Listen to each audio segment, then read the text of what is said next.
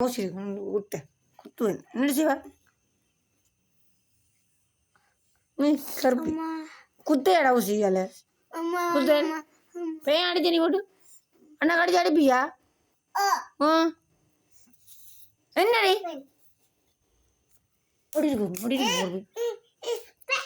படிக்கிற உன்னை அடிச்சு கொள்ளுண்டா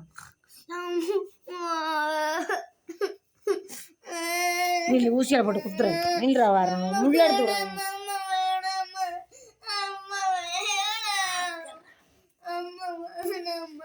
அடிக்காத எப்படி கத்துனி கத்தி கட்டுவா ஒன்று அண்ணா கடிச்சா எப்படி கத்துனி இப்போ கத்துனானது குத்தி எடுக்க 2 பேரும் கத்துறீங்கன்னே ஒரு ஆளை குத்தி முள்ள எடுக்க